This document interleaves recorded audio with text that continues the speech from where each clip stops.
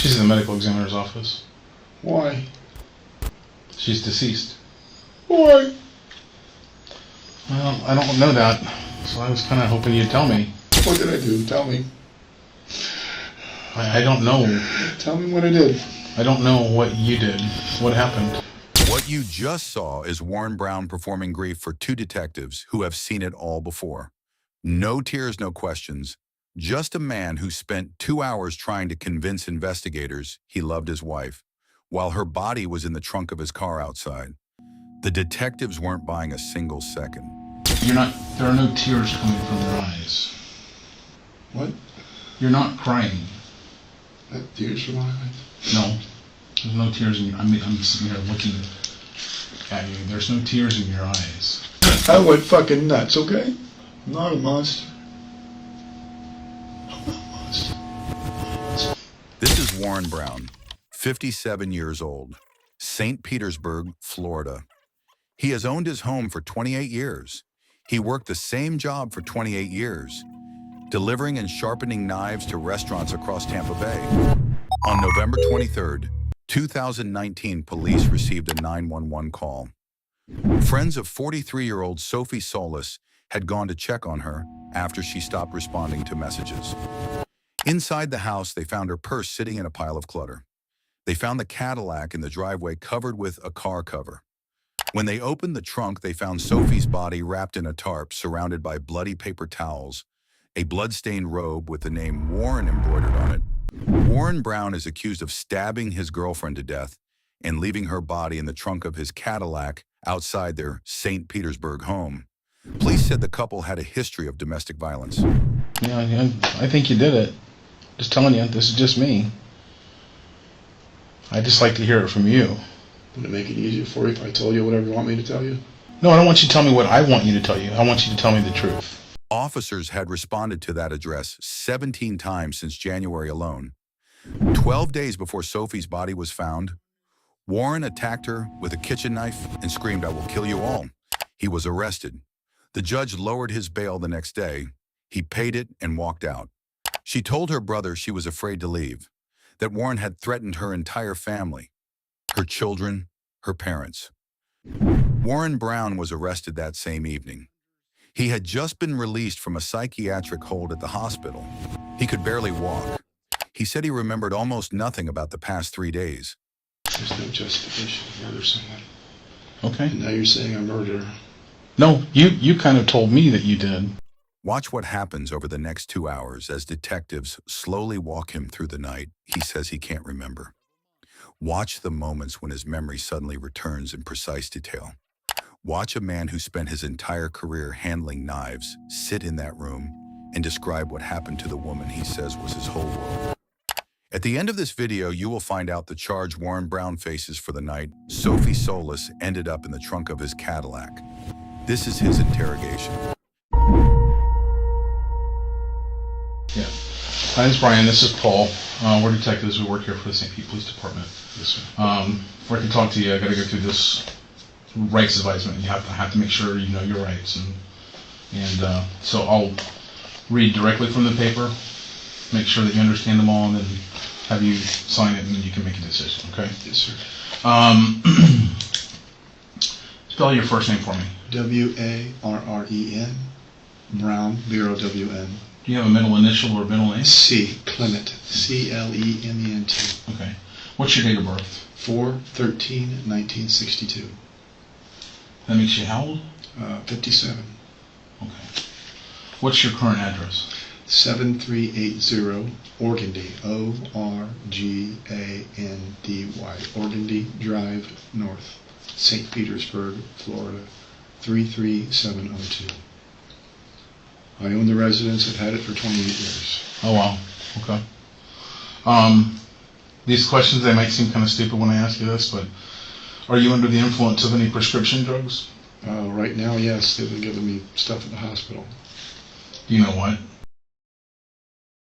Some other things. The nurse said she thought I had tried to kill myself. Okay. Any alcohol? Not since I've been in, but the last things I remember are two things. I remember being downtown St. Petersburg at the cigar bar and getting a cigar and having... Hang on. I gotta get through this. I apologize. Okay. Any illegal drugs? No. Okay. That doesn't mean that I haven't been given illegal drugs. When?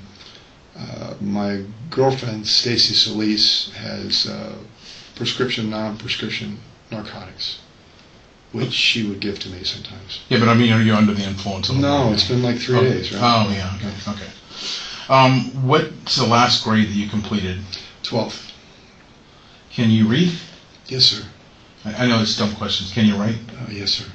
And speak Turkish, too. Can you hear? Yes, sir. Yeah, that's the other question that's I know. going to blows my mind sometimes. Do you understand that you have the right to remain silent? Yes, sir. Do you understand that anything you say can and will be used against you in the court of law? Yes, sir. Do you understand that you have the right to have an attorney present while you're being questioned? Yes. Do you understand that if you cannot afford to hire an attorney, one will be appointed to represent you before any questioning if you wish? Yes, sir. Do you understand that you can decide at any time to exercise these rights and not answer any questions or make any statements? Yes, sir. Do you understand all these rights that I just explained to you? Yes, sir, I do. Having these rights in mind, do you wish to talk to us now? Sure. Yes, sir. Yeah, it has to be either yes or no. Yes, sir. Okay. All right. If you're willing to talk with us, I just need you to sign right there on the top line. You can read this. You can see the answers that I wrote. Can't read it anyway. I can't see. I don't have any spare glasses to My give hands you. are shaking. Yeah, that's okay.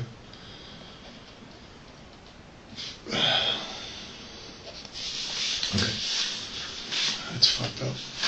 Yeah. Is it from the medications that they give you, maybe, or what's that? I don't know what I've done yet. What do you mean you don't know what you've done?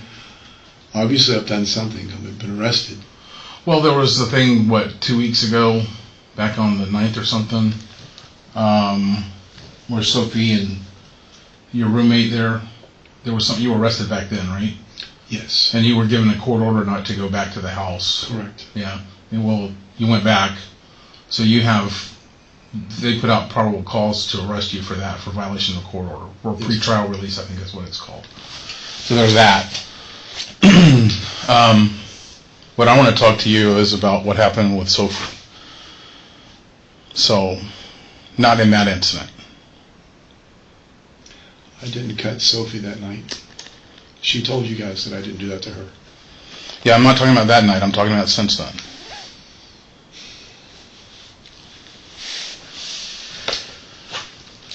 Sophie suffers from bipolar schizophrenia, Okay.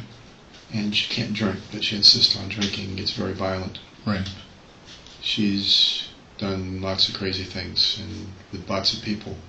Yeah. Not sex things, just using people and just horrible. Right. People have demons. It's not a big... I threw my life away because of Sophie. How'd you throw your life away? Because everyone in my company, most of my neighbors, everyone said she's going to destroy you. She's evil. That's all she does. Okay. But what's happened that's destroyed your life? Being with her. She gets you so up. She can manipulate people so well, controlling, being super wonderful and super sweet, and just completely flip out the other way and come at your eyes with claws and. Good. That's not good. It's horrible. I should have fucking run away. I didn't say good. I said okay. It's Let me ask you this: do you understand? You're under a Baker Act from the hospital, right? Do you know what a Baker Act is? means I'm insane. No, it doesn't mean you're insane at all. It means that... I think I've lost my mind, is what you're asking me. No, I'm not asking that at all. I'm asking you if you understand what a Baker Act is. I'm a threat to myself or to others. Yes. That's what the nurse told me. And that doesn't mean that you're insane, or it doesn't mean that you've lost your mind, like you said. That just means that you were having suicidal ideations and that you were a threat to yourself or to others. Okay. People can be suicidal. Some people are suicidal intermittently throughout their whole life. That doesn't make them insane. It just means they're depressed. far cry from being insane, as a matter of fact. I asked for help from my sister, and she just walked away because of Sophie. I asked for help from my friends that I've known for years to help me, and they all said no because of Sophie. Yeah. I basically got walled off from people that I cared for, even my own daughter. Earlier this week, you were asking people for help. Yeah. When did you start asking for help? This A couple week. days ago, and just talking to friends and saying, I don't know what I'm going to do. I can't do this anymore. What friends? Which ones did you ask? Is what I'm asking. John Ellis, John Ballback, I talked to my cousin. I talked to a bunch of friends. Even my pastor, Craig Nelson, Okay. who lives 2 doors down. He's the one that initially called you guys. 2 doors down. From where I live. Like 7,400 or Little 7,300. One more down, 3 doors down. 3 doors down. 3 doors down. 7,400 is a bad situation, that place. Yeah. Tell me about that. Kim supplies prescription drugs to a bunch of people because she has multiple doctor's prescriptions. Okay. She gives drugs to her boyfriend. She gave drugs to Sophie, those Xanax things, whatever they are. Sure. And drink, and Sophie would go berserk. I had the cops, and you look in the record, come to my house many times to have her removed from the home. And they wanted me to press charges against her. I wouldn't do it because I loved her. I said, she can't be here. She's driving me crazy. I'll come home from work, and all the furniture's rearranged, and shit's broken. I have a lot of stress because I'm taking care of my wife. She's in a nursing home. She had a massive stroke. I'm sorry. It's not your fault. I appreciate the condolence, but all of our friends because we have a boat and a Harley, and we go across Tampa Bay to hang out with the Prince of Apollo Beach, on Beer Can Island, or on the Yellowfire River. Sure. And that stopped. I just stopped, and the friends were too far away, and they just lose distance, and so it became work, nursing home, and home. I tried to get our daughter. We have an only child to help out. And she didn't want to. She just, I can't deal with it. And she dropped out of school and just was alone. And no one to help me. And I don't like to go doing the dating thing. And I met Sophie at a fundraiser. And they all came to a couple people came to my house, and I fell in love with her. But she's evil. How long's that been? Almost a year. Yeah. I've literally packed her up 3 different times with all of her stuff and put her out of the house, and all 3 times she's found a way to come back. I finally just gave up. You think she contributed to your reaching out for help from people I know this she week? did. No, I mean this week specifically. Yeah. What happened? What did she do? She'll go from being really wonderful to saying the most horrible things ever. You're not a man. You're a failure. I don't love you. I think of other people when I'm having sex with you. I'm going to put you away in jail, even though you know that you didn't cut me. I'm going to tell them that you did. I'm going to get you put in jail for 20 years. You need to go to prison. You're a fool. All kinds of crazy shit. When did she tell you that? A bunch of different times. Was there any one Anytime she was instance though angry. this week, or did it happen? She said shit like that in front of Kim, her best friend. Said crazy shit. We've watched Kim and Bill go at it, actually freaking clawing and fighting with each other. Bill's been arrested several times for assault against us. They're not married 7 years, I guess they should be. But they're bad to be around, and every time there's always violence. Always violence. Mm-hmm. Kim cuts herself. On her arm, she's got dozens of cuts. That's why she wears long sleeve shirts. And then Sophie started doing that. When I broke up with her in February, she took a knife. She cut her throat right here with a knife, superficially. And I let her come back. When's the last time you saw Sophie? Earlier this week.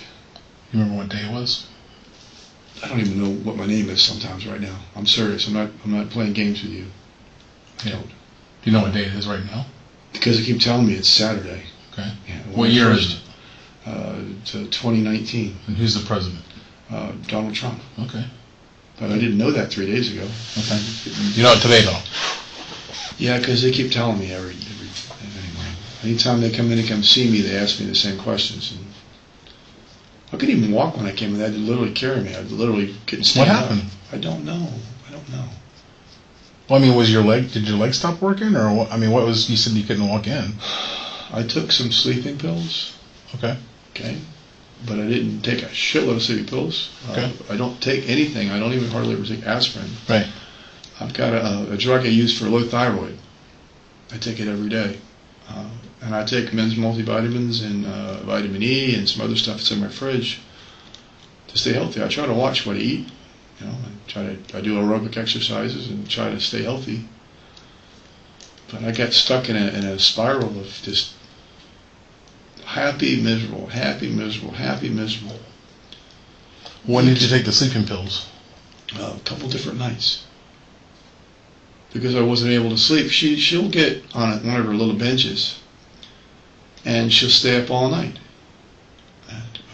And we sleep in the same bedroom, same bed, and she's up, playing the stereo and dancing around. I'm trying to sleep, and if you don't, what are you doing? You don't fucking love me, blah blah blah. You don't love me. Well, I mean, you said you took some sleeping pills and then it affected you. So when's the last time you remember taking those sleeping pills? It might have been more than the sleeping pills because Sophie used to give me stuff too. Okay. When's the last time you remember taking the sleeping pills and maybe whatever Sophie gave you? I want to say 3 days ago. So I'm not sure. You don't remember anything for the past 3 days? Besides when you guys woke me up, I haven't met you two gentlemen yet at that point. I woke up at the hospital. Okay. I didn't know where I was. Okay. I didn't know what was going on. I couldn't stand to go to the bathroom. They put a catheter on my penis so I could urinate. Mm-hmm. I remember going downtown St. Pete and getting a cigar and sitting outside and having a glass of Jameson and ginger ale. And where did you go to get the cigar? Oh, where I always go. It's a place called Central Cigar. Okay. Downtown. And when do you remember going there? 3 days ago. So that would have been Wednesday? I guess. Did you see anybody there? I didn't have any friends down there, if you mean. I mean, did you meet anybody or anything like that? Sit and talk with anybody? I talked to a black gentleman who was sitting there enjoying a cocktail, and I was just keeping to myself, just trying to figure out what's going to happen in my life next. What kind of cigar did you get? I usually smoke Siesta Rays or Grow in Vegas. You don't know what you got that day, though? No, I don't. There's huge holes in my story because I don't remember. I also remember my daughter coming over to my house, unless I dreamed it, and taking me to the hospital. She did. She said, "There's something wrong with you, Daddy. What's the matter?" Mm-hmm. Yeah, she had to carry me to the car. Yeah. I don't remember anything else besides waking up with one of the officers from my house 2 or 3 times before. He knows the situation with Sophie. He's arrested Sophie. He's arrested me. Was Sophie at the house when your daughter came to get you? I don't think so. Where was she at? She would have argued because Stephanie hates Sophie. Okay. Do you know where she was at? No, probably next door at Kim's. Okay. She's not at my house. That's where she stays all the time. Okay.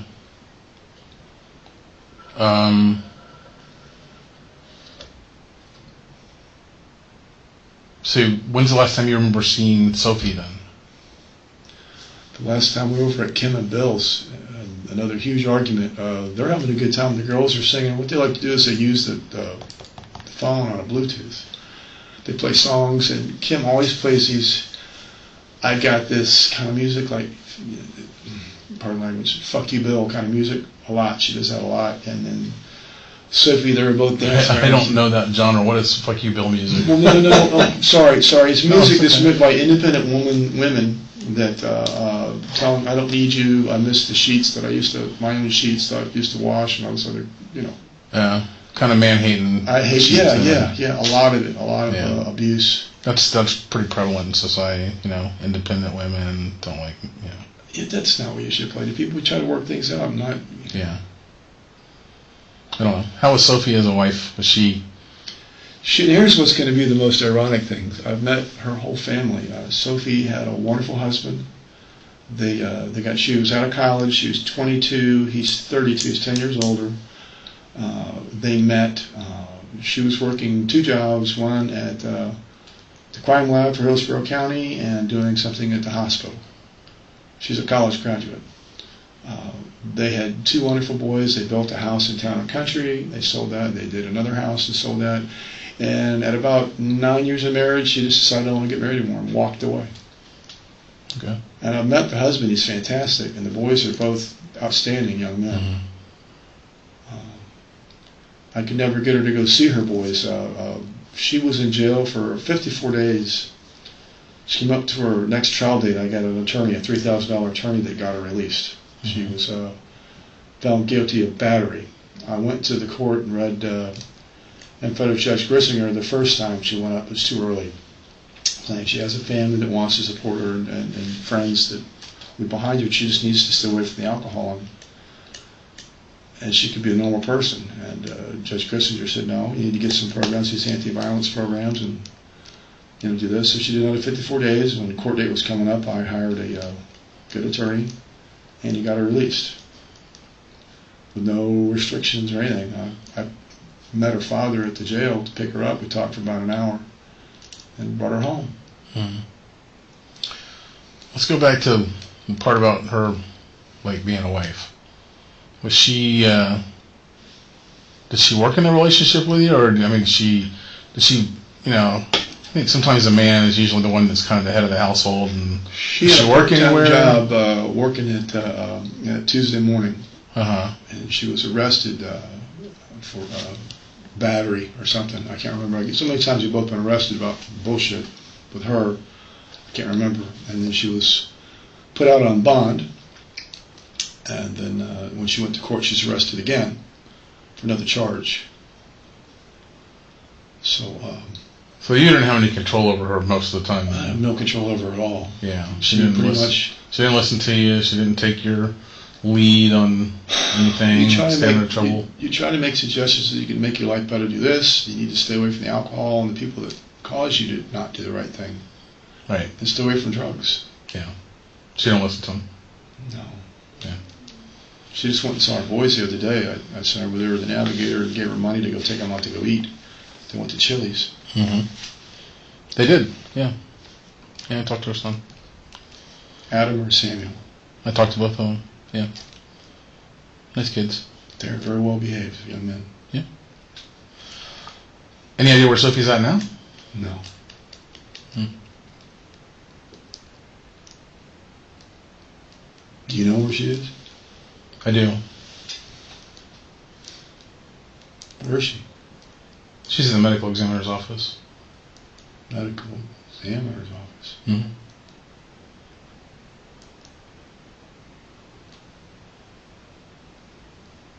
Why? She's deceased. Why? Well, I don't know that, so I was kind of hoping you'd tell me.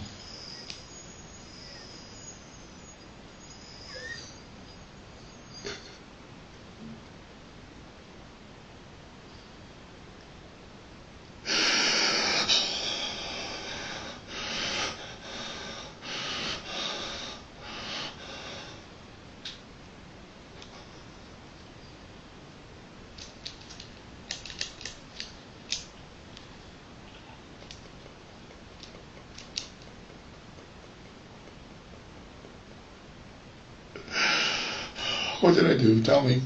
Pay attention to the exact words he chose. He didn't say who did this. He didn't say what happened to her.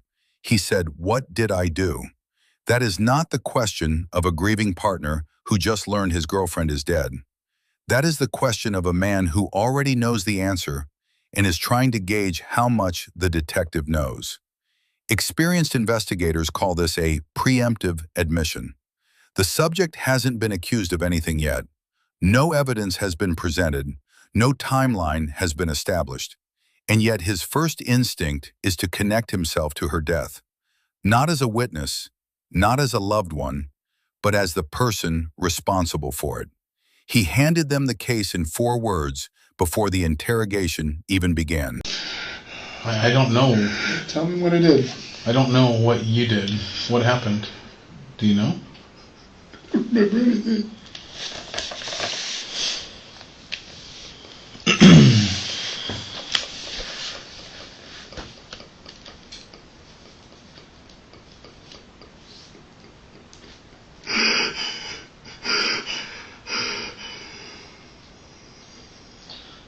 That's why we're here talking to you, because, you know, things happen and people have all different reasons for things happening. I'd just like to know what happened with you and Sophie. It doesn't, I don't doubt you love her, but it sounds like you two had a really volatile relationship. Sounds like you tried to help her. Sounds like she didn't take your lead. I mean, there's a whole gamut of things. Do you know what happened to your hands here?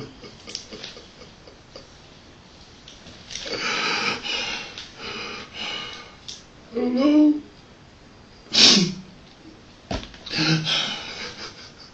Yeah. Is that knuckle broken, or can you move those two fingers? Yeah.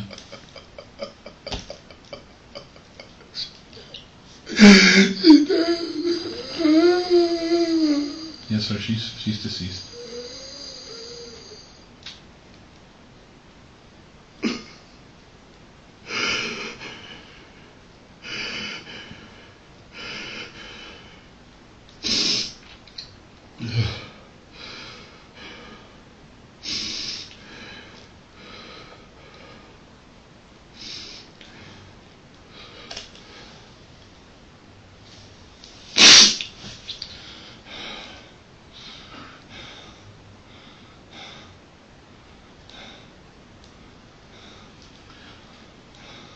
Why would you ask me what you did? Obviously, it must have been me. Who else would hurt her? Who else would hurt her? I don't know. You tell me. She didn't have any enemies. Okay.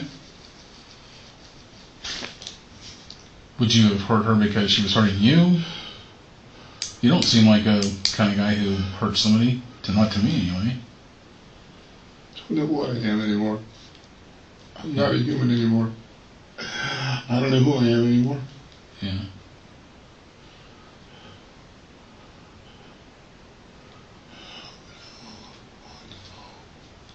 Oh no.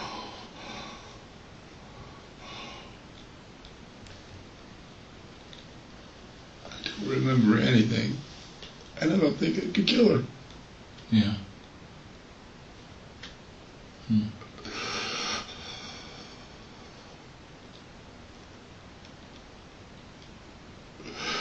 She's all I cared about.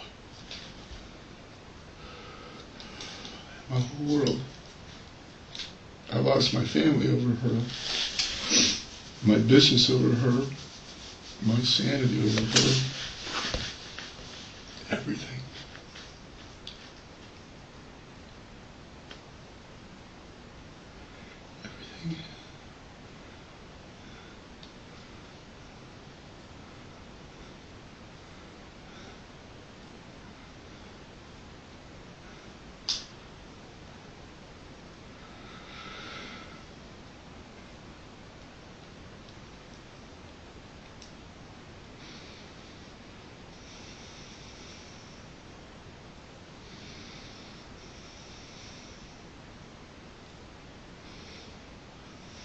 I just got to point out, you're not. There are no tears coming from your eyes. He didn't present evidence.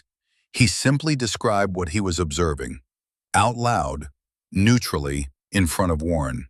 This is a technique called behavioral mirroring, and its purpose is to make the subject aware that their performance is being watched and evaluated in real time. Warren has spent the last 5 minutes describing Sophie as his whole world, his everything, the person he threw his life away for. And there is not a single tear on his face. The detective is not drawing a conclusion. He is holding up a mirror. And Warren's response? You telling me I didn't love her tells you everything. He didn't deny the absence of tears. He defended the love because he knows the tears aren't coming. What? You're not crying.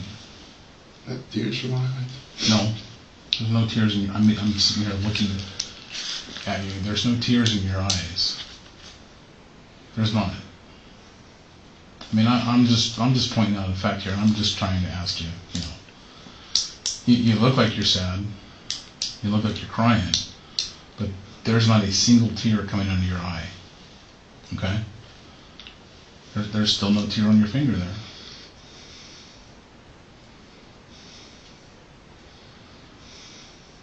You telling me I didn't love her? No, I'm not telling you that at all. I think you did love her. But like you said when you came in here, she's evil. I think she unleashed some evil on you, and you unleashed some evil back, and evil, and that doesn't equal good, right? And I can completely sympathize with you if you're doing something like self-defense or something like that, but it doesn't look like self-defense to me, because your neck there, you've got fingernail scratches all down the front of your neck and onto your chest, and the backs of your hands are torn up like you were in a pretty good fist fight. It's been many years since I've fought where I bloodied up my knuckles like that, and I'm a cop. You kind of expect I fight for a living sometimes, but I'm just looking at this here, and I'm just wondering if people tell police officers they don't lie to us so much as they just don't tell us the truth, the whole truth. And I'm just wondering if you're just not telling me the whole truth because you think the truth will make you look worse, when in fact the whole truth may actually make you look a lot more innocent. You know what I'm saying? We have people sitting in here in this room all the time that have killed or maimed or injured other people. Sometimes they're justified. There's no justification for killing a human being. That's not true under the eyes of the law. There is justified homicide. That's not true. Sometimes there's justification. One of them is self-defense. In defense of another person. There's a couple different reasons that it's justified to kill another person. There's no justification to murder someone. Okay. And now you're saying I murdered her. No, you kind of told me that you did. You kind of said, "What did I do?" And I'm just telling you what I'm sitting here across the table looking at. You told me that she's dead. Yes. She's in the coroner's office. Yes. And you said, "What did I do?" I didn't say, "What did you do?" You said, "What did I do?" What did I do? I don't know. The only person who knows what you did is you. That's why we're sitting here. I would like to know what you did, but I don't know. And I won't ever know unless you tell me.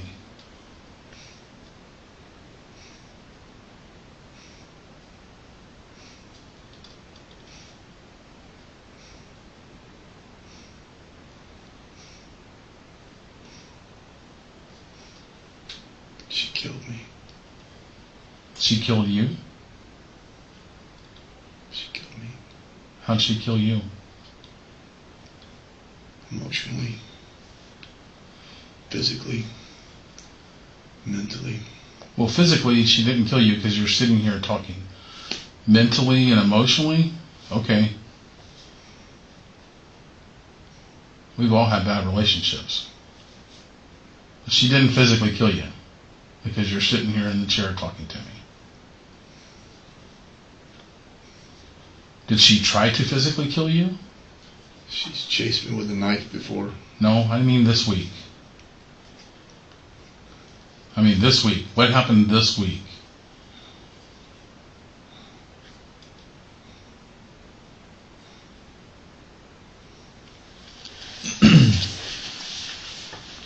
Give me a minute, I'm trying to think. Oh, you take your time. I'm not rushing you. I'm just throwing the obvious questions out there.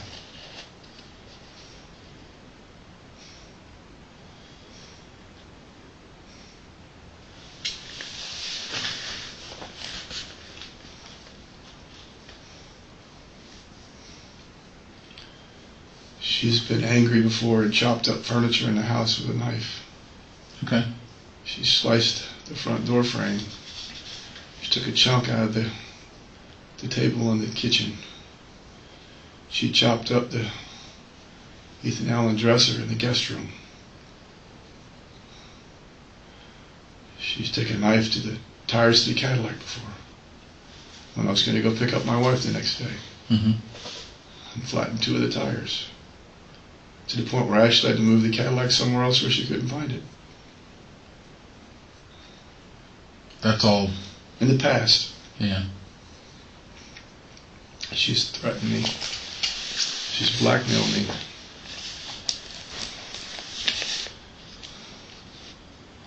She's told me that she was going to tell the police that I cut her arms. She told me that she was going to sleep with Mike Bell just to piss me off. When did she tell you that? This week. Mike's going through a very bad divorce trying to save his family. He lost his home. I've known him for 18 years. He slept on the couch for about a week. We went to North Carolina. He stayed, took care of the animals. Yeah.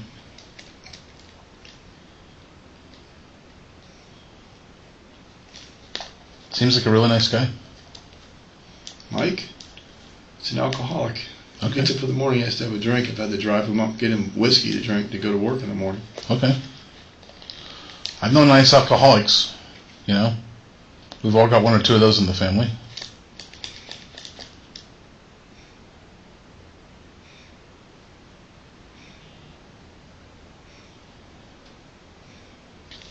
Where did you find Sophie?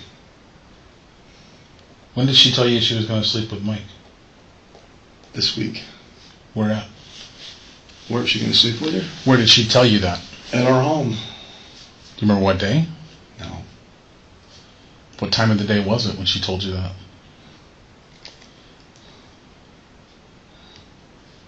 I think it was in the morning. She was really nasty. We've been up all night. We're dancing. She's up in the bed. I'm trying to sleep. She's up all night, sitting there, rocking back and forth. 2 nights in a row with no sleep. Was Mike at the house at the time when she told you that? No, he's been working on being able to stay with his wife. Okay. He gives her money. He gets a paycheck and he pays. So Mike said that he stayed with his family on Tuesday. He didn't stay home with you guys. So you and her were up all night dancing and partying the night that he was gone? We were next door to the neighbor's house. I was having... Well, Mike was with you guys one night when you went to the neighbor's house. Yeah. That was on Monday. Okay. We were back over there Tuesday night. Okay. And I had a couple beers, and the girls drank a bottle of wine. Okay. And we're in the kitchen, because they go between in the kitchen and on the patio. And the girls are singing, and Kimmy knows the lyrics. I'm watching Kimmy do the lyrics, and Sophie flipped out, thinking I was looking at Kimmy sexually. Kimmy's a big girl. Okay. I was just watching her sing, and Sophie went nuts. Fat girls need love too, right?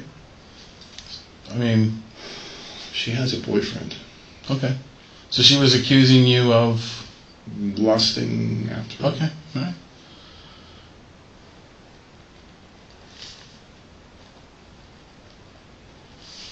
So you guys broke into a fight there at their house? Verbal, yeah. Okay.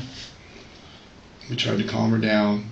It was time to go to bed because I'm pretty sure that Kimmy had to go to work. Kimmy works second chef for Southwest. Second shift, I can't even talk. Okay. At Southwest Airlines. And so when you guys got home, was she planning on going shopping with Kimmy? They do that a lot. They do plan on shopping, and I always make sure that she's got money to buy stuff, buy some clothing. Yeah. So you guys went home and you were up all night fighting? No, she calmed down. You were dancing? She calmed down. Well, I had marijuana for her because she has to have marijuana to calm down. Okay.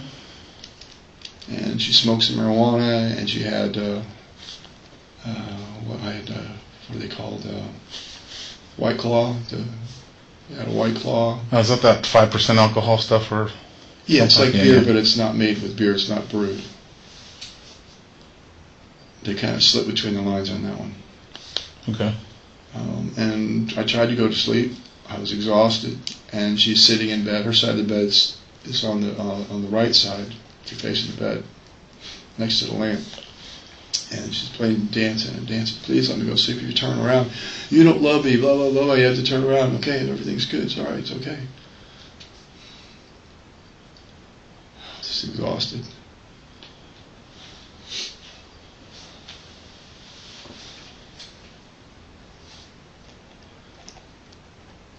So you had another fight in the morning time then? That's when she told you she was going to sleep with Mike?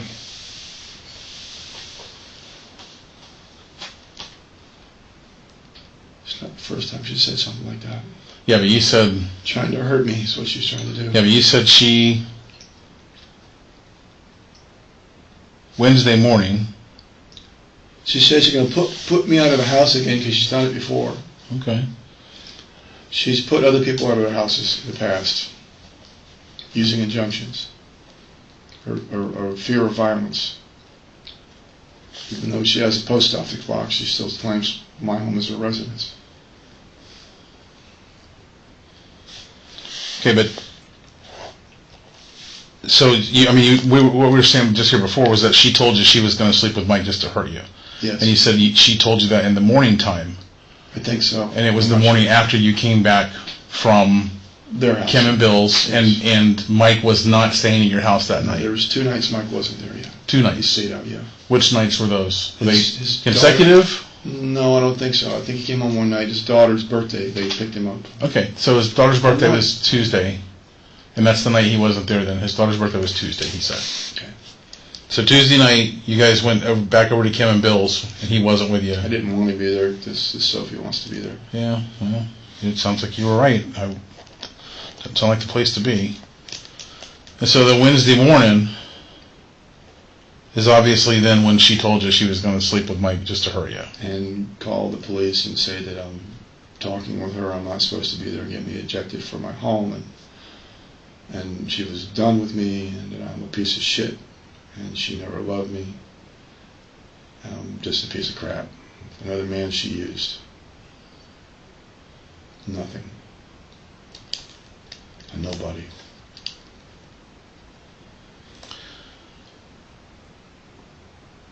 And nothing. Boy, that would have pissed me off.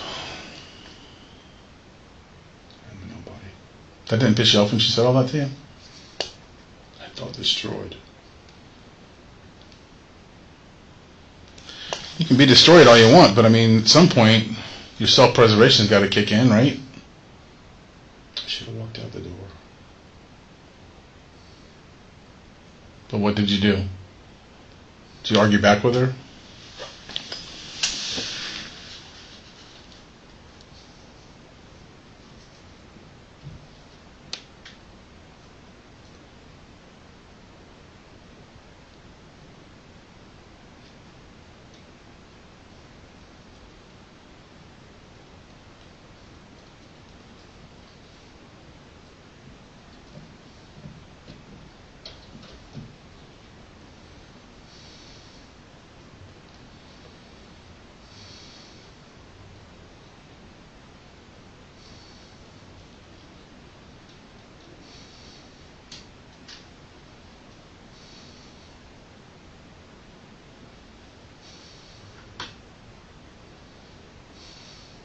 What am I supposed to say?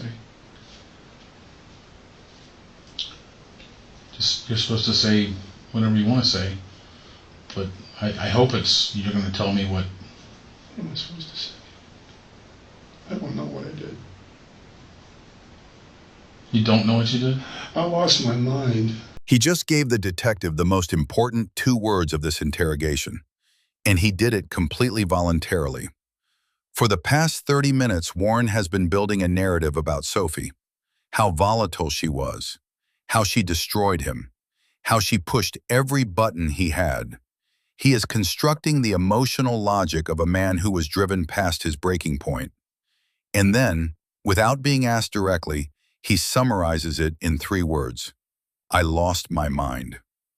This is not a denial. This is not an alibi. This is a man who has already decided on his defense and is testing it out loud in real time. He is not saying he didn't do it.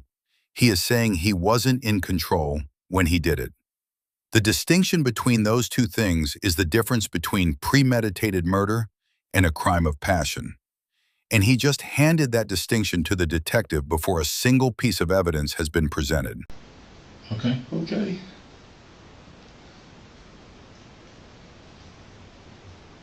Well, I mean, It's not justified.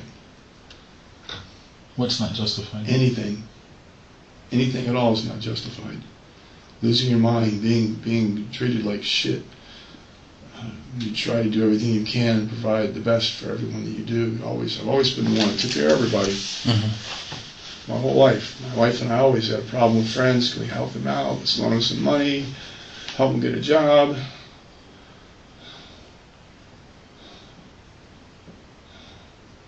She even cut me out of my church. She didn't want to go to Craig's church. Because I talked to Craig before about the problems I've had with her. What did she do that Wednesday morning? I mean, I can't even imagine how spiteful she was being when she said she was going to sleep with a man who's sleeping on Yo's couch. He's not even good looking. That's just another thing. Okay. But... This is being vindictive. Yeah, exactly. That's what I'm saying. But I can't even imagine coming to a point where I would say that to somebody, much less, I can't imagine anybody saying that to me. It pissed me off. I mean, that's the lowest of the low, pushing your buttons, you know? You don't threaten something like that. Did you guys have a physical fight that morning? I don't remember that. Okay. What about the following night? Did you guys make up after that? We've always made up. There's always no problem. She never went to another bedroom. She stayed with me always. Okay. But after Wednesday morning, after she said, I'm going to sleep with Mike, were you guys amicable anytime after that? Did you guys go anywhere and do anything? I don't remember. The next thing I remember is being on Central Avenue getting a cigar. Okay. And drinking. Yeah. Were you drinking when she told you? I don't even know how I fucking got downtown St. Petersburg. Okay. And then I'm home and my daughter took me. Yeah. Took me to the hospital. Yeah. I'm asking you. Or are you asking me? I don't.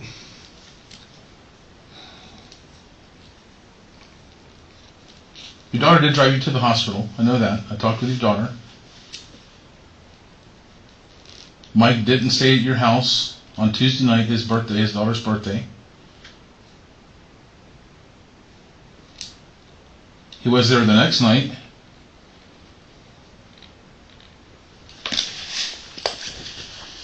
And he saw you. You didn't come in until real late. Where was Sophie? Nobody knows. She wasn't with Mike? No. Or me? Or you. She wasn't with anybody. Why would she be with Mike? We live together right now. He sleeps on the couch. Yeah, but I mean, she often there alone with him when you're not around? When I was in jail, overnight she was. Mm. He didn't do anything but drink. I brought back some Tennessee moonshine from our trip, North Carolina moonshine, and 2 big jugs. They drank it. How can you drink that much moonshine? I don't know. I couldn't. That's crazy. Did you have any? Not then. They drank it all. Oh. You're not supposed to drink that like a gallon. You have a Did you have any of it when y'all were fighting and she told you she was going to sleep with him? No. The only time we brought it out was when we first got back the first night. We shared some. Oh, so that's been like the first of the month, like... Yeah, when we first came back. Okay, so like 10 days before all those. For neighbors, you don't just guzzle that stuff. It's too Right, yeah. Make you go blind. No, it's legal moonshine. It's actually... Oh, well, the other... Legal. Okay. Yeah. Well, I've heard some of those that are like really high proof will make you go blind. So, okay. Well, did you leave? So trying to think back then to when you were fighting on that Wednesday morning, you guys were fighting, she says, I'm going to sleep with Mike. Did she say it like that? I'm going to sleep with Mike, or what did she say? What exactly did she say?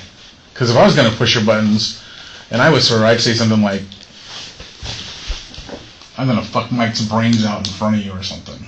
I wouldn't say I'm going to sleep with him. I'd say something really crude and rude. That's what she said.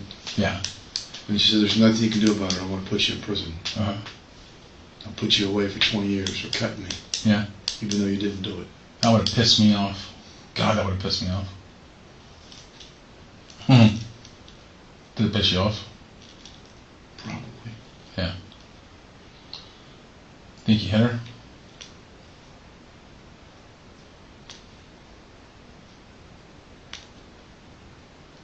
Or do you think she hit you?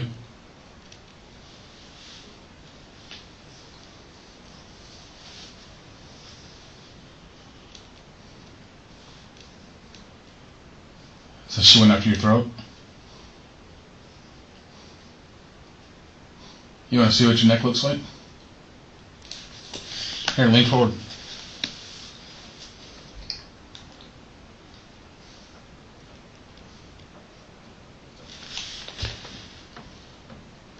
Here, lean forward a little bit more.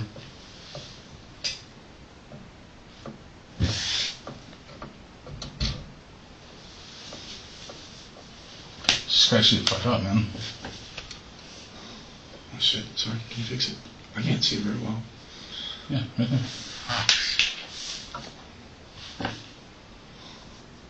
It's fingernail scratches.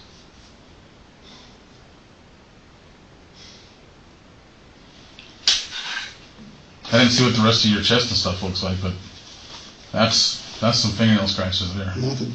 Yeah. So what she did? She got after your throat? Usually when she got mad at me, she'd go for my eyes. Oh. One time when the police came to my house, I had it. So she missed your eyes and got your throat this time? One time we were on the motorcycle, she flipped out and she grabbed my head with both hands and yanked it back. We're going 45 miles an hour on 16th Street. Jesus. I have a big bike, a Harley Ultra Classic. Yeah. I was able to stop the bike. I elbowed her, get off the fucking bike. Why'd you keep her around, man? Because I'm fucking stupid. Well, maybe you're just in love.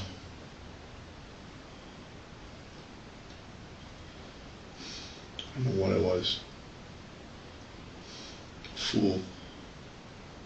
You know, a person that I don't love can piss me off and I can take it really easy. But a person that I love, if they piss me off, that's the worst kind of anger that I've ever had. I'd say you loved her. My heart and soul. Yeah. Everything. Everything. Uh-huh. While we were in North Carolina, we talked about getting a cigar store. Yeah. There's a lot of little towns up there. They don't have tobacco shops. Everybody likes a good cigar. We both like the mountains. I've been up there numerous times over the years. Trips to go up there for a week. You live in Florida. Florida's the same shit all the time. You go up north, you get seasons. Everything closes down. A lot of places, January, February, something going on. But a little cigar store would be easy.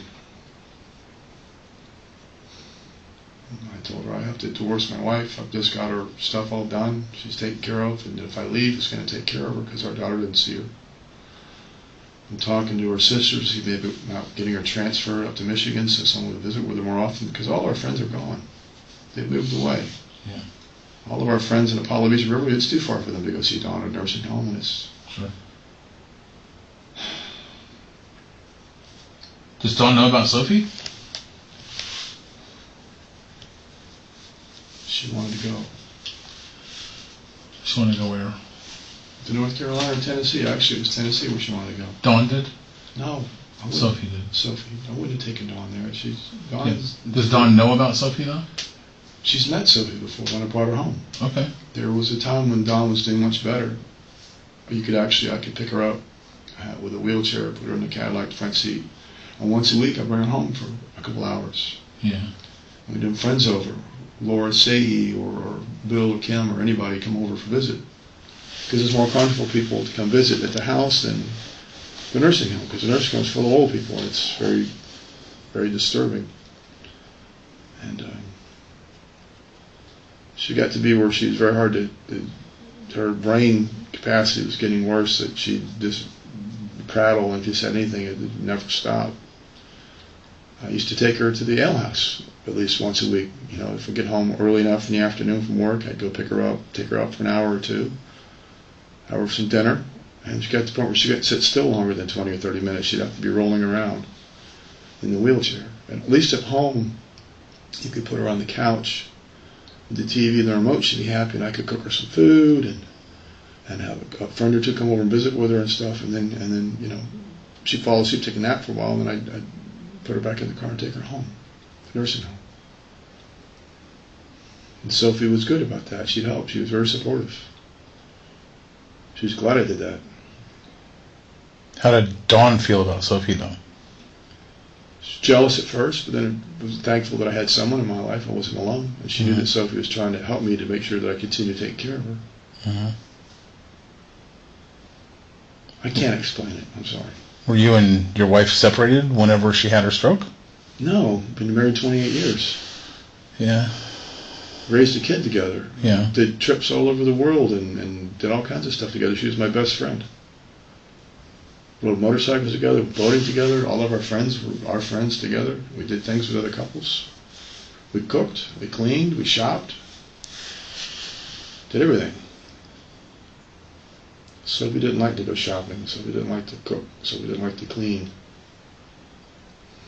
She didn't like to go shopping? But she was going shopping. Clothing. She was going shopping with Kim. Yeah, clothing, not groceries. Not cooking. Gotcha. She didn't like doing the duties around the house, shopping. No. Okay. Some people don't. She raised two wonderful boys, so she must have done it at one point or another. Mm-hmm.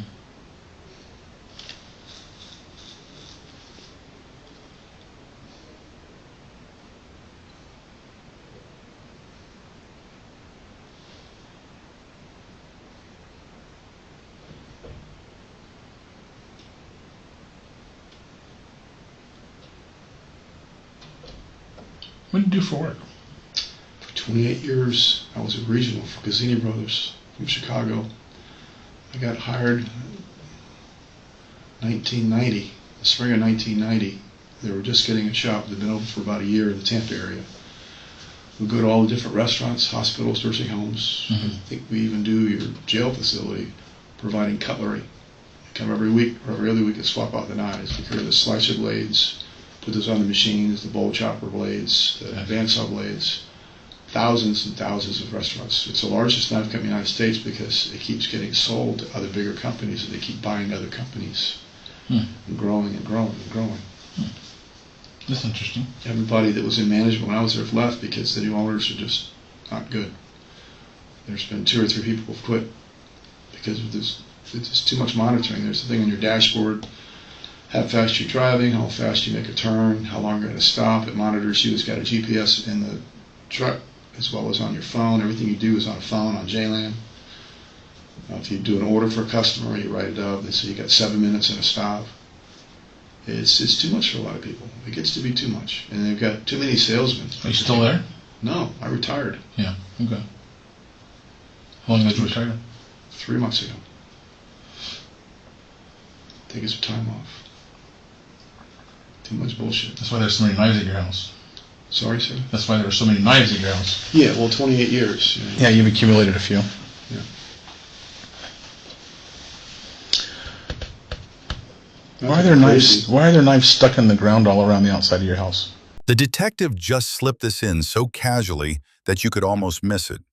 He has been letting Warren talk for 40 minutes about Sophie, about their relationship, about his job. And then, while Warren is still relaxed and talkative, he mentions the knives stuck in the ground around the property. Warren explains them away immediately, cutting branches, yard work. But the detective already knows what the forensic team found in that house. He already knows what was in that trunk. He is cataloging Warren's explanations for every piece of physical evidence before Warren knows what evidence exists. Every innocent explanation Warren gives right now becomes a statement he will have to maintain later or contradict. This is evidence mapping, and Warren is walking right into it. Cutting limbs and trees and stuff like that. Yeah? Yeah, go look at them. They're all dented from cutting off, doing like a machete, chopping stuff off. Okay. When they get dull, you just throw them in the trash can. Yeah, because they're stuck in the ground out behind all the trees and stuff. There's 2 by the boat, because there's lots of tree things that grow over those branches. Yeah. Cut those off. Yeah. There's a little wood pile of cut off branches right there. Yeah. The rest is stuff by the trash can. There's some by the gate going into the backyard. Okay, same thing. Got bush stuff to cut that trim down to get the Harley out. Yeah. Okay. And there's one by the front door. Same thing. It's got the bush. Yeah. The stuff off. Yeah, there is one behind the post with the door. Yeah. Okay. We were wondering about that. We saw those all over the place. You had that Cadillac since it was brand new? No. It's in good shape. I take care of everything I own. Yeah. Yeah, it's nice. Helm is clean, in good shape. Take care of things, why I have to buy it a second time. How do you know my Cadillac's in good shape? Who saw it? Was it downtown or was it at my house?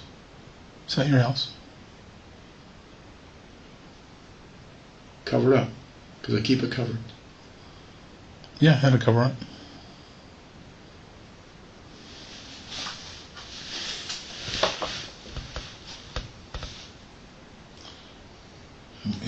Why did you keep your Navigator parked down the street?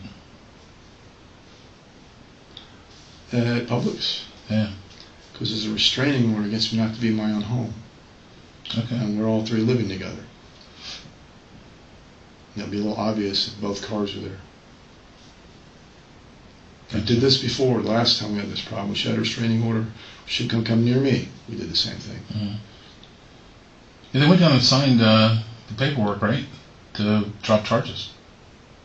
Yeah, they did. Because I didn't hurt her. Yeah. That day. Maybe.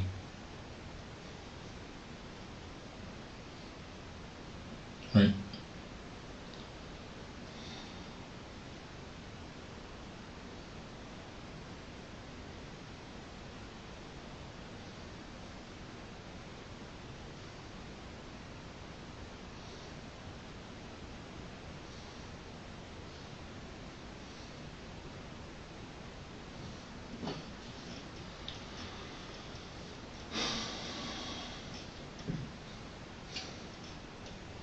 Again, I'm just going off of what you said.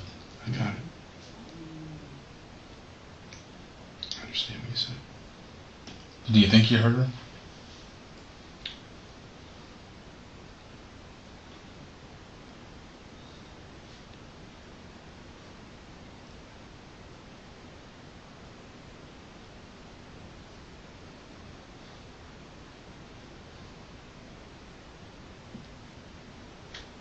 No.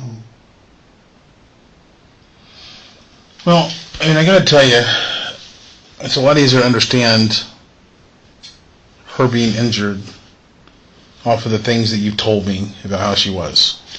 Okay? I'm not talking shit about a person that you love, but it doesn't sound like she was a nice person. Okay? I get that. So are you telling me in a moment of rage I killed her? I'm asking you. It's possible. Then why wouldn't I remember that? Well, I don't know. Unless you're just creating a really good alibi and feed me a line of shit What alibi is that? that you can't remember. I mean, that's convenient. It's very convenient.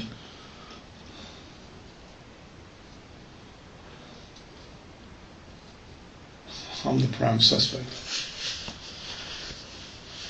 Oh, I think you did it. You're the one telling me that. I wouldn't say I think you did it. Just telling you, this is just me. I just like to hear it from you. Would it make it easier for you if I told you whatever you want me to tell you? The detective just slipped this in so casually that you could almost miss it. He has been letting Warren talk for 40 minutes. About Sophie, about their relationship, about his job. And then, while Warren is still relaxed and talkative, he mentions the knives stuck in the ground around the property. Warren explains them away immediately. Cutting branches, yard work. But the detective already knows what the forensic team found in that house. He already knows what was in that trunk. He is cataloging Warren's explanations for every piece of physical evidence before Warren knows what evidence exists. Every innocent explanation Warren gives right now becomes a statement he will have to maintain later or contradict. This is evidence mapping, and Warren is walking right into it. No, I don't want you to tell me what I want you to tell you. I want you to tell me the truth. I don't want you to tell me anything that I want to hear. That's not the way this works. Because at the end of the day, I don't care. My job is to put the facts on paper and then send it to my bosses and let them do. That's what my job is. At the end of the day, when I'm done with this, it makes no difference. It doesn't matter what you tell me. Okay? Facts speak for the facts. They do. They do. You have a wound on my chest. And I get her nails done professionally, so she has long fingernails. Okay.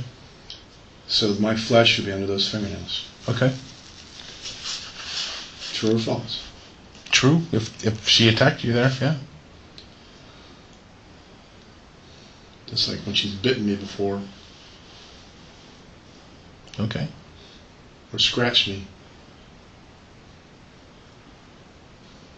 Am I going to find her DNA under your fingernails? Under her fingernails? If you said she scratched me. I said someone scratched you there. You told me you guys had a fight on Wednesday morning after being up all night. Those scratches there look like, 2 or 3 days old. I mean, I've got a couple things in my arm here where I had the doctor burn some stuff off, and they're a little bit older, so they look a little more healed than those, and that's been about a week. I'm just, we're not young guys. Neither one of us are stupid. I really think that, I think you could help yourself out a whole lot here when it comes to the courts if you remembered and told them the truth. I don't want you to tell me anything that I want to hear. I want you to tell what happened. That's all I want.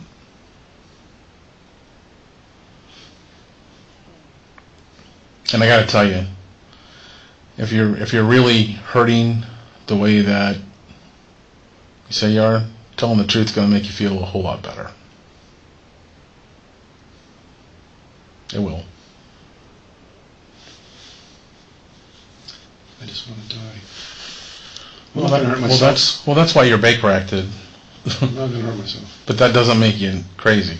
It means you're suicidal. It means you're depressed. I don't want to go in a paper sack somewhere on this concrete floor. I don't know what they do with that. That's why you're Baker acted. You're going to see medical professionals that are going to help you become not depressed and not suicidal. And that wasn't my decision to Baker act you. That was a doctor's. So. What did they find in my stomach? I don't know. I don't see medical records. No. Why could I not walk? I don't know. For 2 days, going on 3 days. No balance. You think somebody poisoned you? Is that what you're saying? No. That's not how poison works.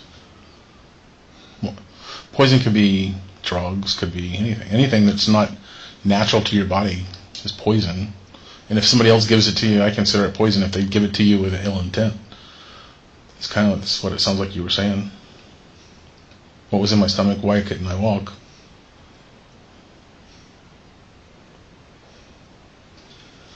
So if you would tell me to take things, I would. To calm down, to go to sleep. Yeah. I did whatever she said.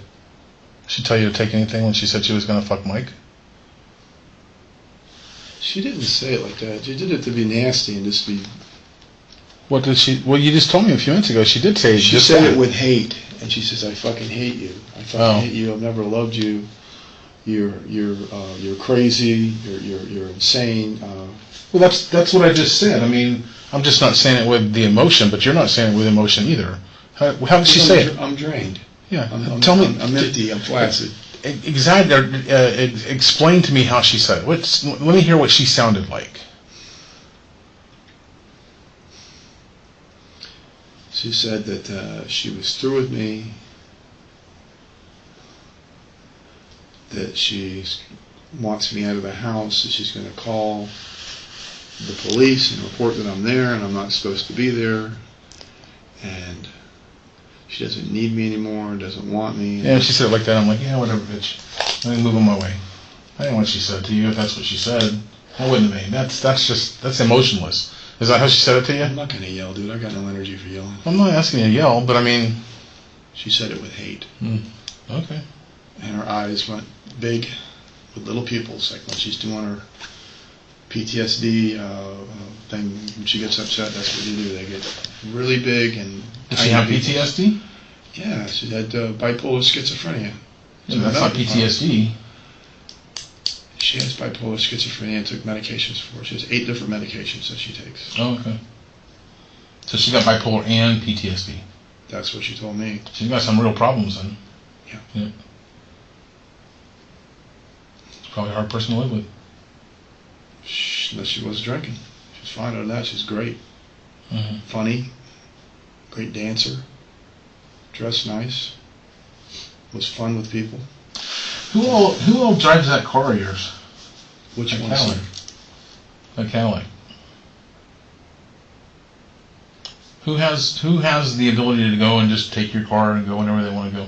The Cadillac keys are in the kitchen drawer along with all the rest of the keys to the cars. Okay. Sophie normally drove the Navigator. That's what she liked. Okay. Do you allow people to drive the Cadillac? Bill's driven it before. Mike's driven it before. Sophie's driven it before. Mm-hmm.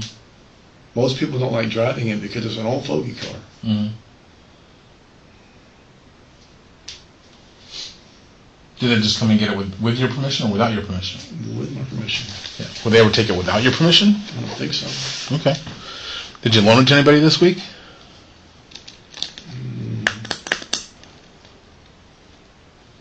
No, Sophie took the Navigator to go see the boys. How'd you get back and forth to Publix to pick up your Navigator? I'd either catch a ride with one of the friends or get an Uber. Okay. Usually just catch a ride from a friend. Okay. When's the last time you drove the Cadillac? Last week. Didn't drive it any at all this week? This week. Is last week? Isn't this still this week? This is Saturday. Well, this is Saturday, so this is still this week. This week. What days? Not sure. Did you drive it? I went to Publix the other day and picked up a bunch of groceries first thing in the morning early if anybody was awake at 7. Okay. Between 7 and 8 o'clock, bought groceries and gassed it up. Was that between 7 and 8? Yep. And what day was that? I don't know what day it is. When you're not going to work every day, you don't have to worry about what day of the week it is. Was it the day after you went to Mike or to Kim and Bill's house? You saw Kim and Bill almost every day because Sophie insisted. Okay, well, so you went to Bill and Kim's on Tuesday night. You and her stayed up all night long because she was on a bend or whatever. You stayed up all night long dancing. You had the fight that morning, and she told you she was going to fuck Mike. You don't remember anything after that, but then you do remember going between 7 and 8 a.m. one of those mornings to Publix before anybody else got up. Prior to all of this, yes. So it was prior to you going to Kim and Bill's? Yeah, well, we went to Kim and Bill's almost every day because Kim is Sophie's best friend. Okay. How do you know nobody was up? Did anybody see you leave and anybody see you come back that morning when you went to Publix? When you drove to Publix? Too early. Even Mike was still asleep? If Mike was there that day, I'm not sure. Not sure what day was anything anymore. Okay. So you don't know if Mike was there the day that you went to... If he had been there, he would have been on the couch. It's normally where he sleeps. Yeah. I think only one time in the last week he slept in the bedroom. Okay. I gave him I gave him Dawn, my wife's bedroom. I don't go in there. Okay. It's got its own private bath. And So when you went to Publix, though, between 7 and 8 a.m., right? he was there or was not there when you came back? If he's on the couch sleeping, I would have seen him. you would have seen him. Right. I think he must have been in the bedroom then with the door closed. Okay. But you're sure he was there that day? I'm not sure of anything. Okay. I know this is sounding kind of weird, but I just... Well, I'm trying to help you piece things together. Okay. Okay. I'm trying to help you piece things together to give me the truth about stuff. Okay? Right. Trying to get different loops and weaves and do... Yeah, I got it. No loops and weaves. I'm just trying to give you... I'm trying to give you as much... I'm reminding you what you told me. Yes, sir. Okay? So, Tuesday night, Kim and Bill's. Almost every night, Kevin Bills. With either them arguing or arguing or the girls... Okay, well, let me getting tell mad. you this. So, Tuesday night, you go to Kim and Bill's, and Wednesday morning, she was supposed to go to shopping with Kim. Okay. Kim has never talked to her since then. Okay. So, the morning after she went home, Kim texted with her, and Kim said, let's go. It's about 8:40 in the morning. Kim said, yeah, and then Kim got a text back from Sophie that said, I'll get ready and be right over. And then Sophie never came back ever again. So that's the morning that you were having the fight with her. Yes, sir. That he wasn't there. Okay. So, around the same time, if you stayed up all night and you're dancing, then she gets a message from the neighbor that says, hey, let's go shopping. And then she's never heard or seen from again after that. But you're telling me it was just you two in the house. Well, that's 2 and 2 equals just you two there, and she hasn't been seen since, so what happened to Sophie? And you Right. said she's in the county morgue right now. Yeah, I know what happened to her eventually. I'm just wanting to know what happened to her that morning that you have conveniently forgotten. Maybe it's blocked from shock. Maybe? If you killed her, would it shock you that bad? You ever kill anybody? I think so. Yeah, I would. I don't know. People kill everybody all the time. I see people all the time sitting in this room in that chair that have killed people, and they haven't forgot it. I mean, you tell me. I'm not... I'm just telling you the facts that I've seen there.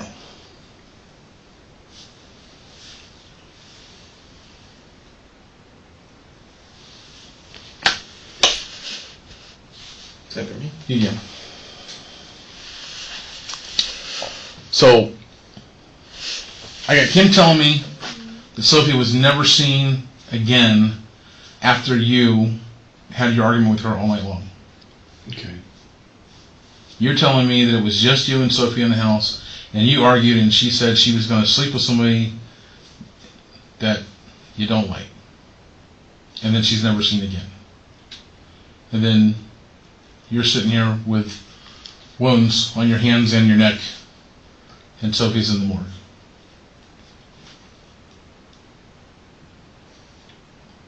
Right? I'm no mathematician, but like I told you, the numbers are kind of adding up.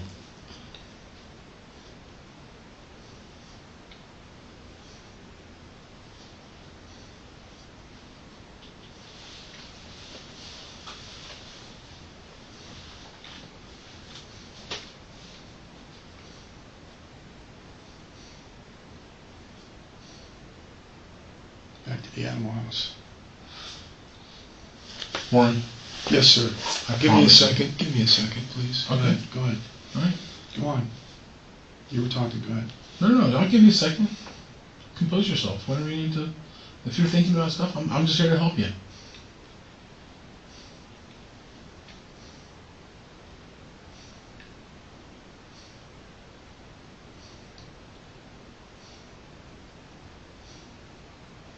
I didn't want to go back to the animal house.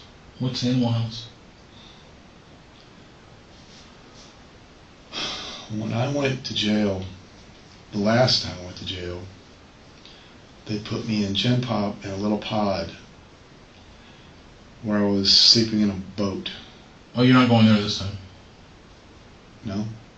You're Baker acted. You're going to the medical wing. I won't go back to those pods? Maybe eventually, but you're going to the medical wing right now. Is that sitting on a concrete bench with a paper towel for you? I don't know. I don't know that. I don't know. either. I've never worked in the jail. I have no idea. Yeah, I don't know. I don't think so. I don't believe so. But you're going to the medical wing, so you're not going back to Gen Pop. I know that.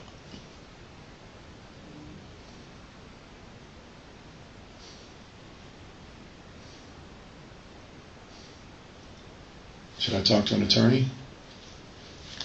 It's up to you. Looks like you got all the answers right there. Oh, I've got no answers. I got no answers.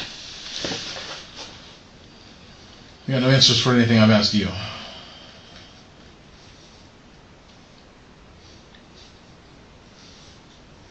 I think you'll feel better.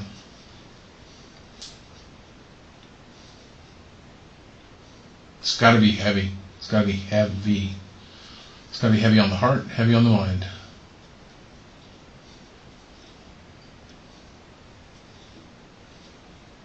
But I think telling me about it. I'm not just telling you, I'm telling him. Okay. Telling us about it. Sorry. It's not like I forget about. It's not like I forget about him. You want me to leave? No, I like you. You're a good guy. You've been straight up with me. And you're just a detective, same thing, but more aggressive. Don't tell my boss that, please. Tell me I'm aggressive. I like your shirt though, the rabbit skull thing. Thanks. Yeah. Not trying to be lighthearted. No, that's fine. Can I tell you what I see? I know nothing about this case, as I told you before, right? But I see when the detective's asking you certain questions, even about things that happened a long time ago. Your job, what you did, how they've sold, all these types of things. Your memory is, this is what I'm picking up on. Your memory's quick, but when it comes to this, is you want to go around it. I think you're there, and I think you know. You know more than I do, okay? And I think you want to, but you're just not sure. And the thing is that he's trying to get to you is, he said it twice. I don't know that you, I know you heard it, but did you hear it is, this could possibly help you in the long run when it comes to the court system. So me not knowing anything, it's just little things I'm catching. When he asks you certain questions, you pop the answers until he gets to the one. What happened to Sophie? You pause. I think you want to say. Can you give me 20 minutes before I tell you whatever you want? Just fucking don't send me away yet? What? Can you give me 20 minutes before I go away? I can give you 20 minutes, but I don't want you to tell me what you want. What I want. And this is from an outsider, Mr. Brown. My name's Warren. Warren. I had a family. I had a career. I had a life.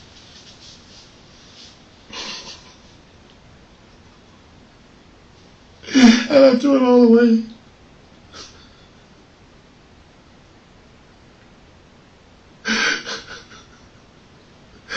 And the people in that fucking cell block, they're animals. Two guys tried to beat the fuck out of each other. The first night the guards don't even come inside. They bring your trays in, they open a door, and they open another door to get the trays. There's a fight, they wait till it's over, then they come in.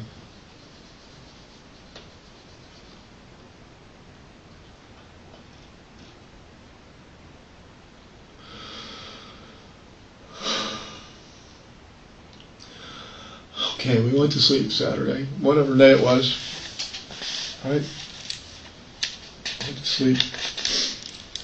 She stayed up all night, and I'm trying to sleep, and she's dancing and bopping around, dancing and bopping around in the bed. I'm trying to, Sophie, calm down. Sophie, calm down.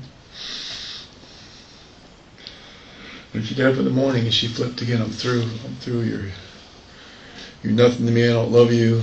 You're a piece of shit, you're a boy, you're a mess. You're worthless.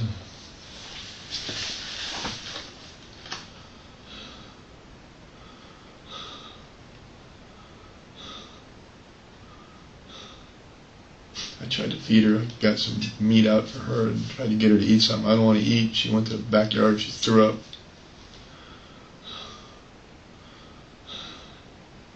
Sat down and started talking to me. Guys, here's some of your stuff. I always had marijuana for her to calm her down.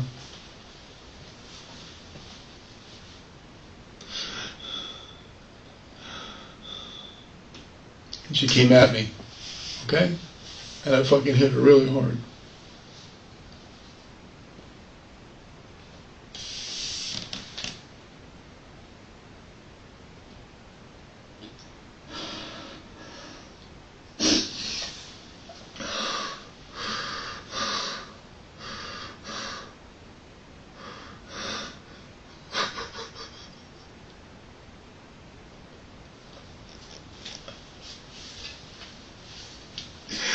I went fucking nuts, okay? Okay.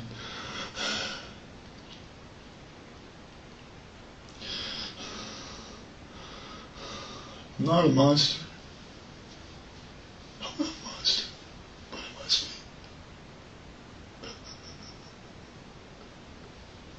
be.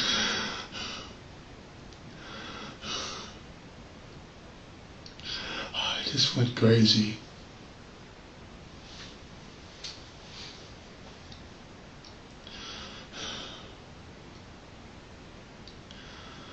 I hit her again and again and again.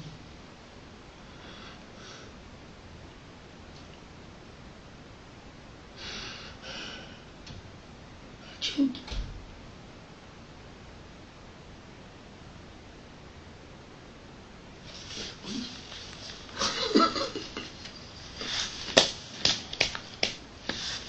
You're doing good, man.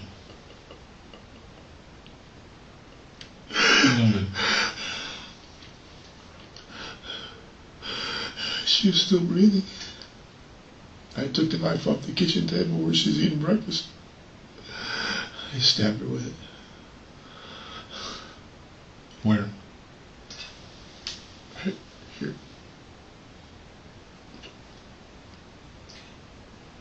She makes sounds.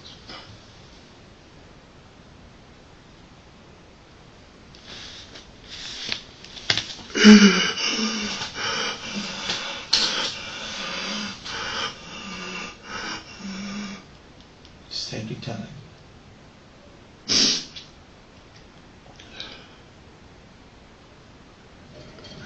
And I turned into a machine. Listen to the language he used to describe himself. Not, I lost control. Not, I don't know what came over me. He said he turned into a machine. That is the language of someone describing a state of complete emotional detachment, a dissociation from the act so total that he no longer recognized himself as the person committing it. This is clinically significant. What Warren is describing, whether he knows it or not, is a state that forensic psychologists call depersonalization during violence. The person performing the act feels like an observer rather than a participant. It is real. It happens. And it is also one of the most common framings that defense attorneys use to argue diminished capacity. The detective doesn't respond to this. He just lets Warren keep talking. Because every word Warren says after, I turned into a machine, is a confession delivered in Warren's own language. I dragged her down the hallway to the bedroom. And I cleaned the kitchen. I cleaned the kitchen.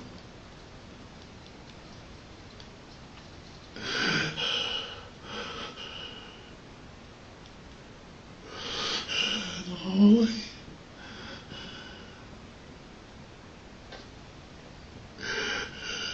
I put a bag on her head. I put her in a wheelchair.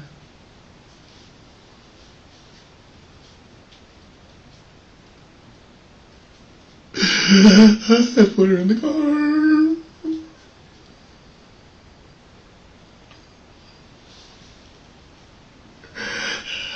Where in the car? In the trunk. And I took all the towels and all the bloody clothes and all the shit. Put it in the trunk with her. Pay attention to the sequence he just described. He stabbed Sophie. She was still breathing when he started. And his first instinct after the violence stopped was not to call for help, not to check if she was alive, not to call 911. He cleaned the kitchen. That single detail demolishes every argument about a man who lost control in a moment of rage. You don't methodically clean a crime scene in a state of uncontrolled fury. You don't put a bag over someone's head, place them in a wheelchair, and carry them to a trunk in a blackout. Every step Warren has just described required planning, physical effort, and sustained rational thought. He didn't lose his mind. He made a series of decisions. And then he cleaned the kitchen.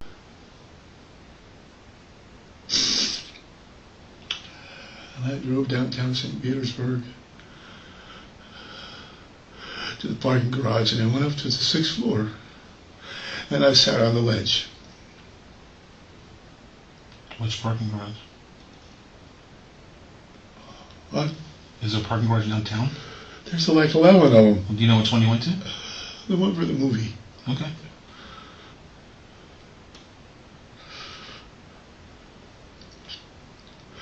I couldn't bring myself to jump yet.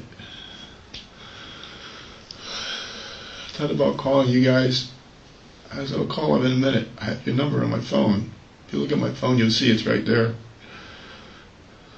I went down to the cigar bar, and I said, I want to have a drink and a cigar. And I started calling people. I called my pastor.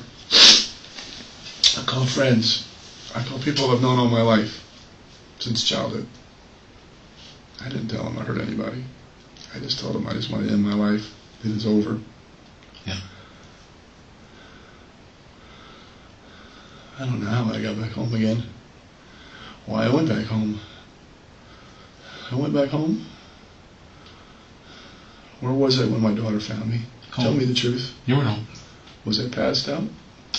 She said she came to the back door, and she said you were like walking like you couldn't walk. She said she thought you were really inebriated.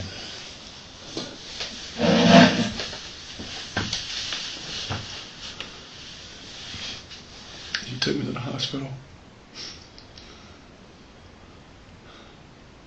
What happened then? Because I swear to God, I don't know. Well, Tell me. I told you what you wanted to hear. Now tell me. you went to the hospital, and that was it. We haven't been able to talk to you since then. Your neighbors, Kim and Bill, were worried about Sophie. Yeah. They hadn't seen her for 24 hours, and so Mike ended up finding her and called us. Mike opened the trunk of the car. Mm-hmm. Nice. Wonder what he was looking for. Booze, because that's used to hide the booze. Yeah.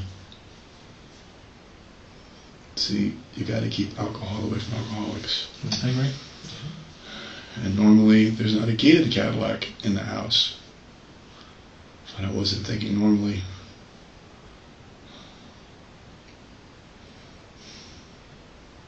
I'm not a monster. I lost my fucking mind. I know you hear this all the time from people. And if you don't think I'm not crying right now, I'm crying. My soul is crying. I totally believe you now. Totally believe you. I do. I shake on it. I promise you. I believe you. You told me things that I know are true that I didn't tell you. So. When you said that you hit her, what did you hit her with? It's in the bag. What is it called, though? It's called a mace. Okay. We call it something different, but yeah, you're right. Blackjack. Right. You know, I've ridden motorcycles all my life. Yeah.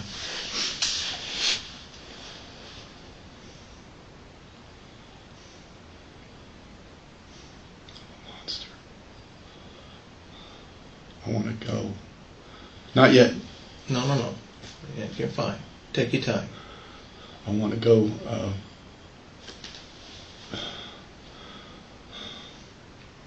I don't want to go back to those little cells. Can you give me a few minutes? I need to step out for a few minutes, if you don't mind. What happens next? I'll come back. You're gonna come I back? have a little bit of time before you put me away. Yes. Promise? Yes. Absolutely. How long you want? Let's start off with 30 minutes. We'll come back. You need another drink? Okay. Please. You want regular Coke?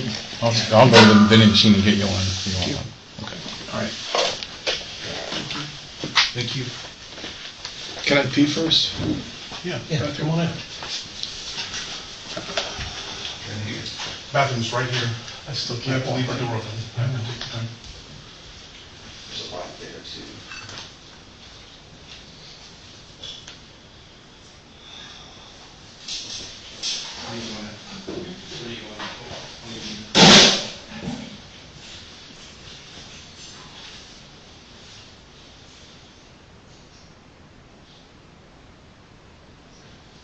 Mr. Norman, would you like some crackers or something to eat? Okay.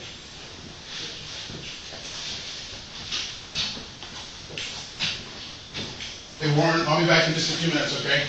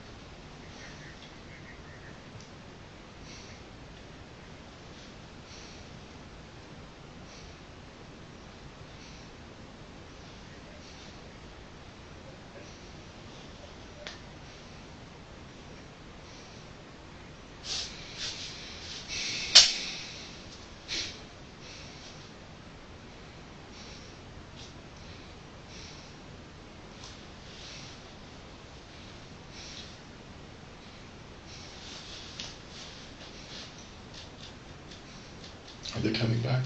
There. They just had to step out for a minute. Just be a couple minutes. You're a good cop, 2 stripes already. You're way ahead of the league. Nah, it's the stripes just say they're just for field training. So train the new officers.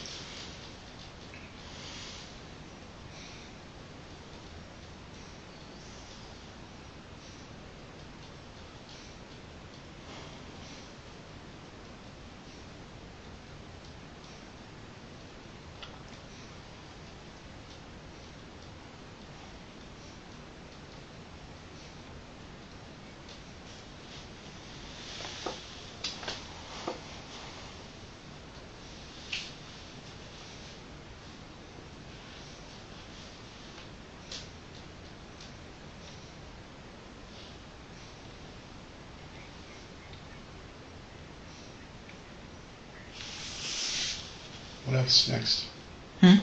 What happens next? I don't know. They don't tell us anything. We're just supposed to sit here. So whatever they're doing, we're not privy to their conversations. So they'll come back and talk to you. Were you guys done chatting? I told them everything they want to hear. Huh. I just asked them to give me some time. Yeah. So they'll come back and talk to you, and they'll tell us what to do, and then once they tell us what we're doing, then I can tell you. Thank you. Of course. But they mostly just keep us in the dark till they're ready to do stuff. It's detective land, so we're just here. Mr. Lawrence. Sorry. So, I just got a couple little things, though. That's a real Coke, not enough Coke Zero. I'm not a monster. I believe you. I believe you. You're a good person. Well, thank you. I'm not. This is not me. This is not who I was. I swear. I believe you. She destroyed me. I allowed it.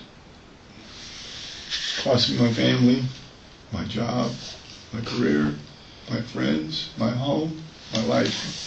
So sometimes we just get caught up. And it's just like he was saying to you earlier. It's enough to piss people off. And sometimes they do things that they wouldn't normally do. It doesn't matter. Now I'm going to die anyway, so what's the difference? But I'm sorry. I want you to know, because you're a good person. I know you. I can feel it. Thank you. I'm sorry. It's not enough. No, this is not who I am. And thank you for this snacks. And thank you for letting me have some time before I go to prison. We're not going to rush you out of here. No. Thank you. Can I ask you a couple more questions? Whatever you want. Okay. So, on the morning that this happened, Kim was sending all kinds of text messages to Sophie, and you sent a text message back. Several back. What did you send back? I told her that she's tired from makeup all night. Ask Kim once this is over, she'll tell you there's a lot of times Sophie stays up all night, and she knows that. Yeah. Because she sees me the next day, and I'm fucking exhausted. Not because I'm drinking or doing drugs with her, it's just she's all night. Bipolar people do that. Right. And after a while, it just you wear out. You wear out. Sure. And she'll take sleeping pills to sleep, but she'll sleep all day. And Kim wants to go out party with her or do that, and so I told her, well, she took a sleeping pill, she wants to go to bed, I'll get her up in an hour. And Kim got all pissed off. Oh, yeah, Did you send that message from your phone or from Sophie's phone? My phone. I Okay. never use Sophie's phone. Where is the knife now? Now in that bucket with the rest of the stuff, In the bucket? there's a trash bag. Yeah. It has my night coat I was wearing, Yeah. my underwear, Yeah. a pair of shorts. Yeah. I might have a t-shirt. Yeah. No socks.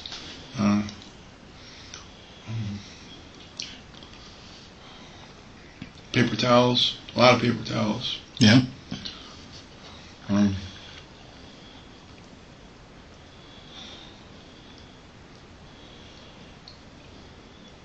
Is there a hole in the bag? There might have been, but no, there wasn't a hole in the bag. Not that I saw. I mean, how big was the knife? A boning knife. So that's like a thin, Long. thin blade. Yeah. Yeah, there wasn't a knife in the bag. I wasn't trying to hide it. I put it all together. Okay. Maybe threw it in the sink or something? Maybe. I washed everything. What kind of handle did it have on it? It's black plastic. It's a Vectronox. I Vectronox? think so, yeah. Okay. Yeah, well, lots of knives. I did knives for 28 years. You have a lot of Vectronox knives? No, most of mine are Columbia cutlery and some other stuff. Okay. So if there's a black Do you need Vectronox... it? Do you need it? Yeah, I admitted sorta. to you what I fucking did to her. Yeah, I know. We just like to verify that what you're telling us is the truth. At this point, why would I lie about anything? I agree, but I'm going to ask. So where's her phone? I put her phone in the microwave and I threw it away. Threw it away at the house? No. I went to Maria Manor, visited my wife to say goodbye to her. I'm doing a trash can at Maria Manor. Maria Manor? Mm-hmm. I thought she's at Bon Secours. Bon Secours Maria Manor is what it's called. Okay. So it's already gone, out with the trash. Okay. Did you have your phones with you while you were traveling around? Both of them. Okay. You made some calls that said you told some people you were in Sarasota. Yes, I did. I told my pastor that. Did you ever go down there? No. Okay. I didn't want to look for him. I wanted to have some time. The one phone you turned off Okay. at one point because when you told him Sarasota, he called the Sarasota Police Department, and they started pinging your phone because they thought you were going to be on the Skyway, and it pinged at First Avenue South and 6th Street. So that's the one phone. But did you have the other phone on? I turned them on and turned them off. Okay. I wasn't ready to go to jail yet. All right. Just not.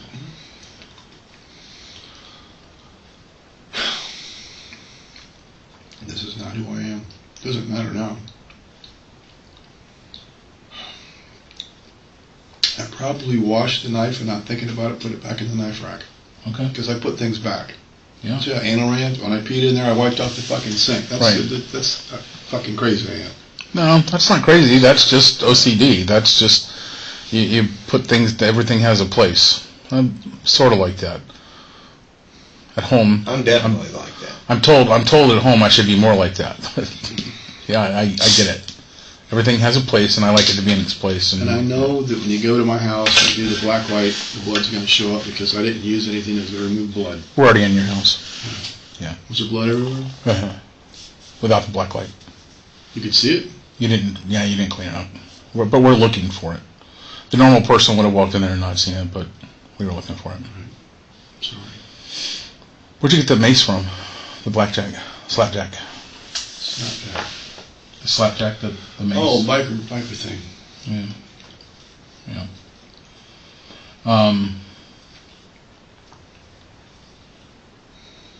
Yeah, there's stuff called cast off. When you hit somebody with something like that mace, when you go back, it puts blood everywhere that you're going, so. So it's on the ceiling and the walls. And Yeah. Yeah. Do you really not have moments of no remembering that day, or do you? Yes. Okay. There's lots of shit I don't remember. I'm sorry. You don't normally murder someone you love. Okay. I'm not. Don't apologize to me. That's I'm just asking you. I believe you 100%. The reason I heard the phone on 6th and 1st is because I went and turned it off and put it in the bushes for about 2 hours. Okay. And came back when nobody saw the phone. I picked it up again. Okay. I thought maybe before I jumped off the fucking bridge upstairs, I'd like to go look at my pictures again one more time. And the other phone you can't trace because it's a burner phone. No, we can trace it. I bought that so I could talk to her while she's in jail. Did she tell you? Oh, you didn't talk to her. Huh, see, I'm telling you, I'm not fucking thinking. She could call me on a phone line that I set up for her and talk to me on the phone. She called me Kevin Hart. Okay. I talked to her 2 or 3 times a day the whole time she was in jail. Okay. I fucking love her. I loved her. I believe you. I believe you. I believe you. With all my heart. I'm not bullshitting you when I tell you people sit here all the time. I give up everything. I'm not shitting you when I tell you that people sit here all the time and have killed other people, and I believe those people love some of those people. There's no doubt about it. People that you love can push your buttons better than me or him ever could. You know? When she told me that she was going to fuck Mike just to piss me off, not to sit there and listen. Mm-hmm. That's when I snapped. She's like, you're going to listen, there's nothing you can do about it. Her eyes big, pupils dilated. I'm like, fuck that.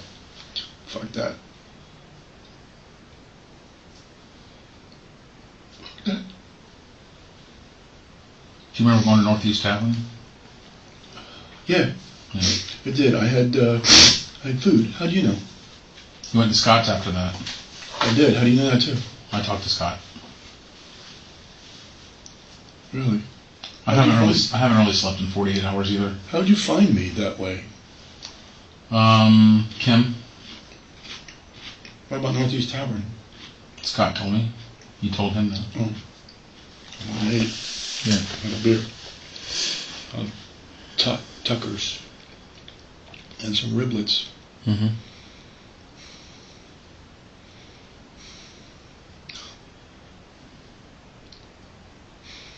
I'm not a monster, but I'm a monster.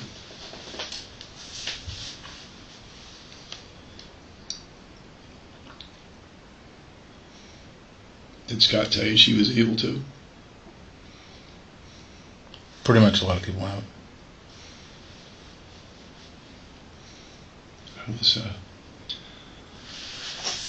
I was absorbed by her. There's not the correct word. Enamorized? No. Enamored? Addicted. Mm-hmm. I was addicted. Like drugs. I needed her.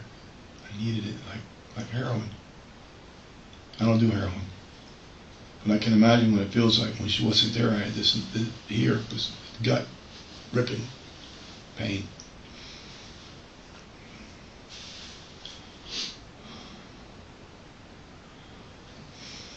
I'm sorry, guys.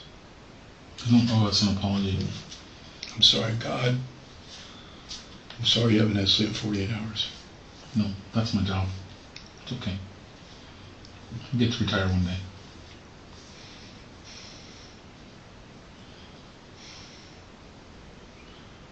I'm not going to hurt myself. I hope not. No, I'll let him electrocute me or inject me or whatever it is. But how can I do that quicker?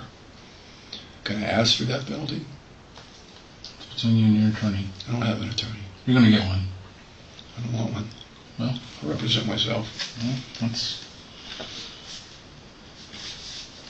How do you get out of this? You don't. You got to tell the judge stuff. You got to, if you don't want an attorney, but yeah, I think they'll appoint you one anyway. It's a Normal pretty serious people charge. don't do what I did. Actually, they do. I hate to admit that. We live in a different world. Our world is reality. Yours is. You live in the rest of the world where everything's unicorns and rainbows and stuff. But yeah, we live in the real world, and unfortunately, real people do this kind of stuff. Are they right for doing it? No, it's wrong. But they're real and they're normal people. So that's just the fact that we've learned over 25 years of doing this. Not hard for you guys to go home to your wives? Well, we're probably not right anymore either. we're probably a little bit off. It's got to be hard with families and kids to go home after doing this shit. How do you turn it off? It's hard. How do you leave it at the door? It's hard. It's hard. It's very hard. Very hard.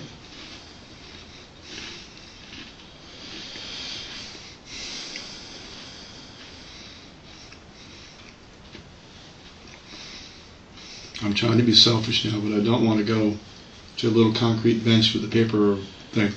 The first time Sophie went to jail, she was in fear of her life, she said. She wanted to hurt herself. And they gave her a paper sack on a concrete thing in the cell with a window. Well, that's different than, I don't know. I think you'll go to the medical wing. I don't know that. I don't want to tell you no, that's not going to happen, because I really don't know. But I think you're going in there from the hospital as a bake rag.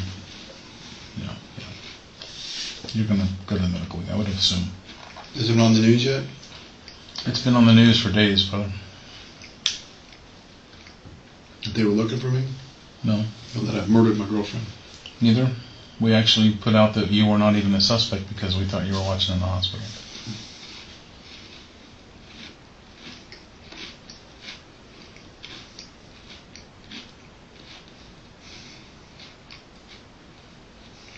I wasn't trying to hide. Do you want to call anybody or anything? Sir? Do you want to make any calls to anybody before we leave? My wallet's got the numbers I need to call anybody. That's packed away, and I won't be able to get it until the morning time. All the things on a yellow piece of paper. My attorneys, my sister's phone numbers, everybody's phone numbers, even Sophie's phone number, Okay. and my pastor's phone number. We live in a time where nobody knows telephone numbers anymore. You're right. You're right. I threw my life away for someone who didn't give a shit about me.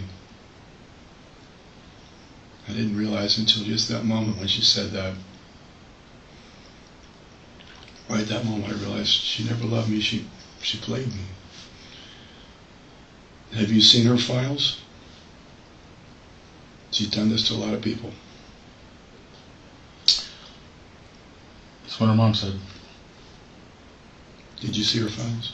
Like I told you, I was over in a conference and She's hurt so many people. Yeah. What's going to happen to the dogs?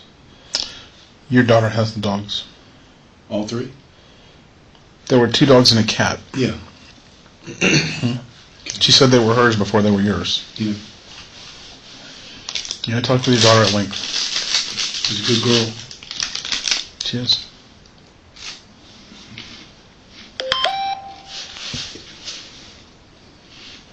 The time? No. Thank you. It's time when we say it's time. Thank you. Yeah. I don't mind sitting here waiting for a while. Thank you.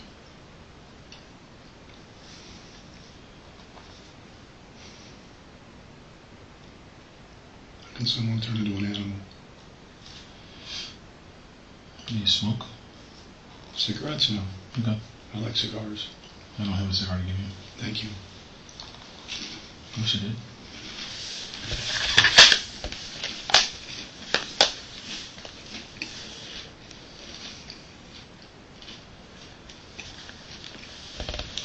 I'm gonna be back in a few minutes.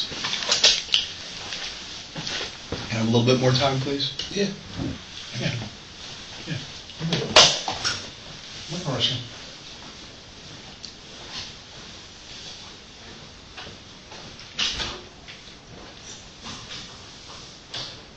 Thank you for the snacks. You're welcome. I'm not a bad person. I believe you. I just got pushed too far. And I snapped. I should have jumped. Then what would that have solved? A lot less work for you guys. No, it'd have been more. Why? Because then you would have jumped and there would have been a second. I would have called before I jumped. Can you close that door? Please. Yeah. You want to come in? You can come in. You want to? Oh, you can leave it open if it's coming in. Oh, sorry. No.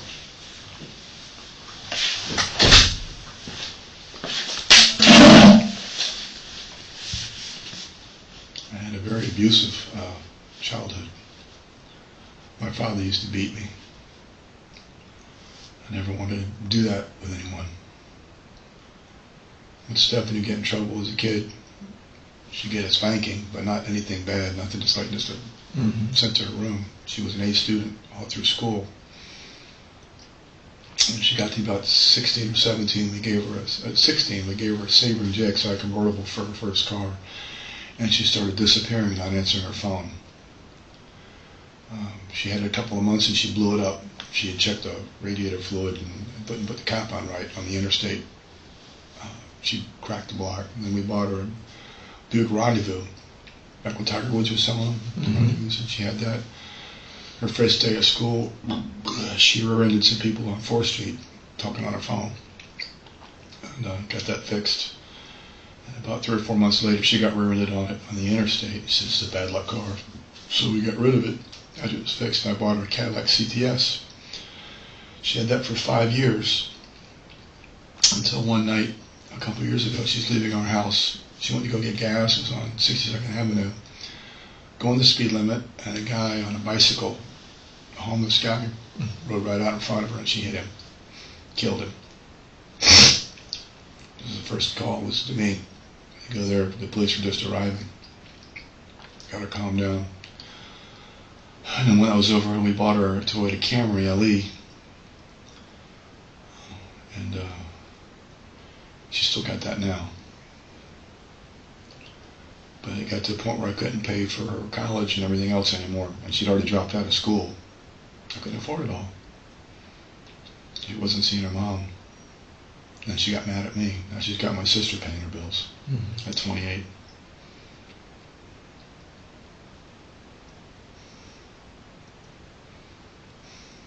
No matter what you do, you try, it doesn't matter. Well, I think you've raised a pretty good daughter. Thank you. That matters. Why doesn't she spend time with her mother? That I can't answer. Now Dawn has no one. that I wished I had an answer for you, but I don't. Can you tell me what's going to happen to me now?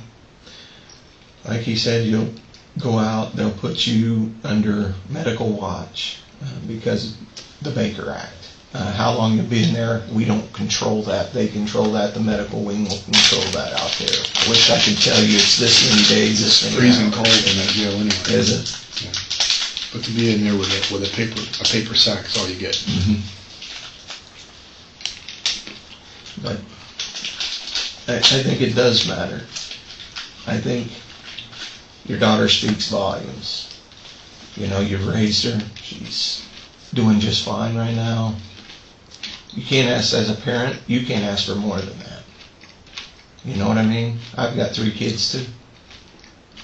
My youngest is 27. So,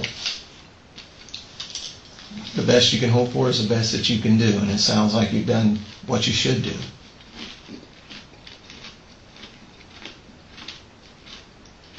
It's like you told Detective Bilbrey, and he told you that sometimes you just do things and you can't explain it, but people just know how to push buttons, right?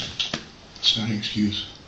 Didn't say that it was. I killed someone, a human being, no matter how evil she was. Yeah. She didn't have a relationship with her mother at all. Did your mother bother to tell you that? I haven't spoken. Her mother had nothing to do with her. Yeah. What's her family has nothing to do with her. Her brother was arrested for possession of meth and heroin, all kinds of shit. He's out on bond. He's a criminal.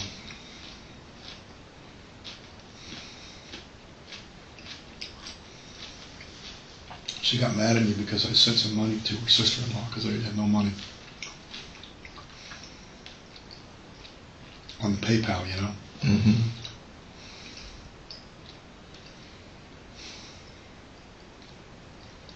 Have you seen my home? The outside only. It's a nice home. 520 square foot tiled lanai, flat screen TV and surround sound, 6-person jacuzzi with a waterfall, nice big backyard.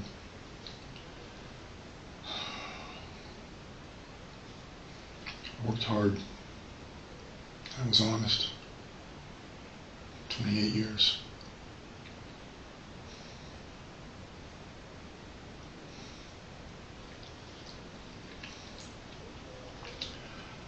Her brother's gonna kill me. He goes in and out of jail. Are we talking Sophia? No, her brother, Sophie's brother's gonna kill me. You get a hold of one of his friends in jail. He's been in and out of jail for years. All right, are you ready? All right. Are we going?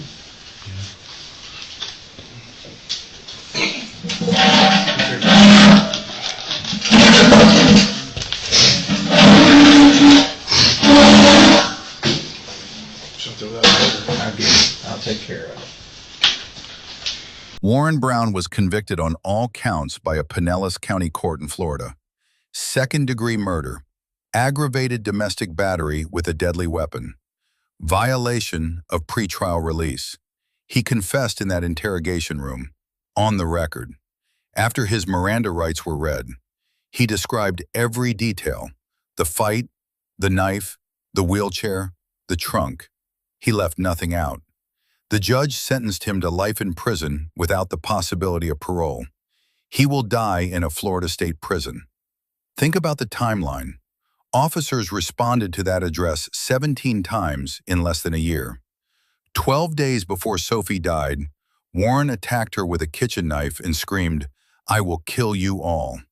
A judge lowered his bail the next day. He walked out. Sophie told her brother he was going to kill her.